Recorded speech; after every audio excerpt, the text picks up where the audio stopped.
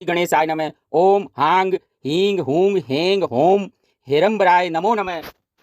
सर्वसिद्धं प्रदोषित्वं सिद्धिबुद्धि प्रदो भवम सिंदूरारूढ़ वस्त्रैश्च पूजितो वरदायकः इदं गणपति स्तोत्रम यह पठेत भक्तिमान नरः। श्री कृष्णाय नमो नमः। श्री गणेशाय नमः। अतः माघ कृष्ण एकादशी व्रत कथा प्रारंभते। दालभ्य ऋषि पुलत्स मुनि से पूछने लगे कि हे ब्राह्मण, जीव मृत्युलोक में उत्पन्न होकर ब्रह्म हत्या आदि नाना प्रकार के पाप, चोरी और व्यसनादि कर्मों से युक्त होने पर मनुष्य नरक में नहीं जाते हैं। हे विप्र, वह उपाय कहिए जिस प्रकार अल्पदान करने से अनायासी पाप नष्ट हो जाते हैं, उससे वर्णन कीजिए। पुलस्त्य मुनि ने उत्तर दिया, हे महाभाग, जिसको विष्णु और इंद्र आदि देवताओं ने कभी भी किसी को नहीं बताया था, तुम्हारे पूछने पर उस गुप्त भेद को मैं तुमसे कहता हूँ। माघ के आरंभ में ही मनुष्य शुद्धतापूर्वक स्नान कर जितेंद्रिय रहे। काम, क्रोध, लोभ, चुगली आदि सभी नीच कर्मों से मन को हटाकर जल से हाथ पैर धोकर विष्णु भगवान का स्मरण करे। ऐसा गोबर ले जो भूमि पर न गिरा हो, उसमें कपास और तिल मिलाकर उसे पिंडी भूत बना ले। बिना विचारे उसके 108 पिंडी बनावे तथा हवन करने के लिए रख छोड़े। यदि माघ के महीने में मूल या पूर्वाषाढ़ नक्षत्र मिले या कृष्ण पक्ष की एकादशी के दिन नियम ग्रहण करे, उसका पुण्य विधान सुनो। स्नान करके और शुद्ध होकर सविधि भगवान की पूजा करे। एकादशी का व्रत कृष्ण भगवान ने के नाम का संकीर्तन करे। रात्रि में जागरण करता हुआ पूर्व निमित्त 108 पिंडों से हवन करे तथा शंख चक्र और गदाधारी विष्णु भगवान का पूजन करे। चंदन अगर कपूर चढ़ावे और आरती करे। खांड का नैवेद्य चढ़ाकर बारंबार कृष्ण के नाम का उच्चारण करे। हे विप्रदेव, कुंभड़ा, नारियल और बिजोरा आदि से पूजा करे। यदि इन सब का अभाव हो तो पुजारी के लिए एक सुपारी ही श्रेष्ठ है।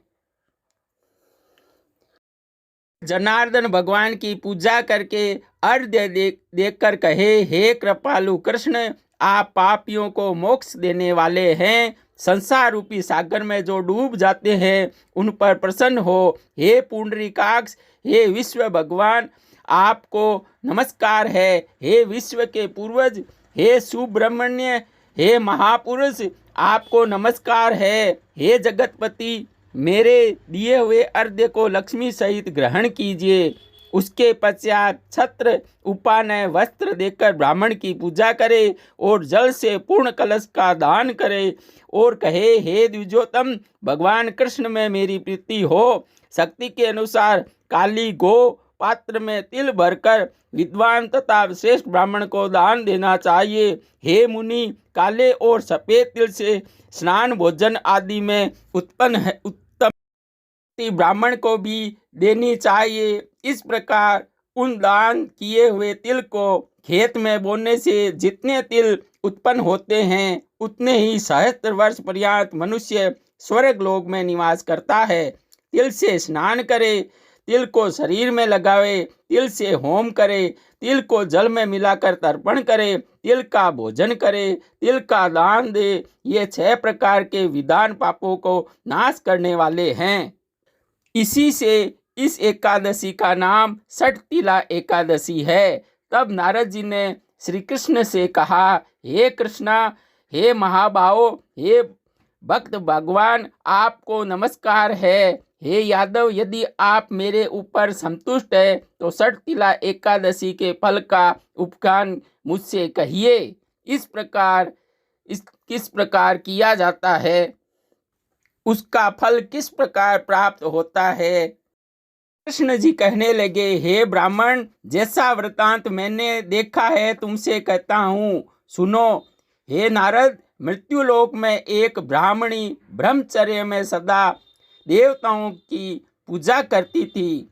पूर्ण मास व्रत में लीन, मेरी भक्ति और पूजा में सर्वदा तत्पर रहती थी, कृष्ण के व्रत को करने वाली थी। हे द्विजोत्तम, नित्य व्रत करने से उनका शरीर निर्बल और दुर्लभ हो गया।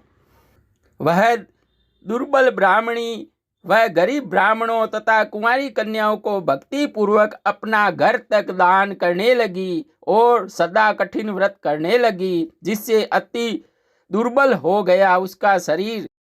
इतना सब कुछ करते हुए भी उसने अन्न दान से ब्राह्मण और देवताओं को तृप्त नहीं किया। अतः मैंने स्वयं विचार किया, कठिन से कठिन व्रतों को करने से इस स्त्री का शरीर शुद्ध हो गया है।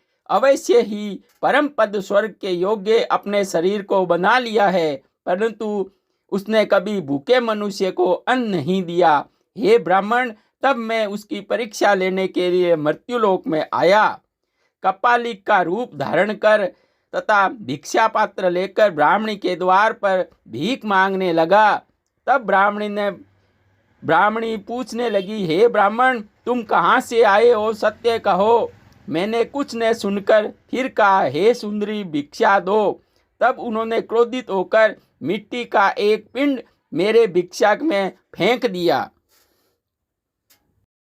मैं स्वर्ग को लौटकर चला आया। अनंतर महाव्रत करने वाली तपस्विनी भी अपनी तपस्या के प्रभाव से स्वर्ग में आ पहुंची। हे विप्रे, से उस मिट्टी के पिंड के प्रभाव से उसे एक अच्छा घर मिला, परंतु उस घर में अन्न और धन न था। हे द्विज, जब उसने उसमें प्रवेश किया तो उसके धन का अभाव देखा।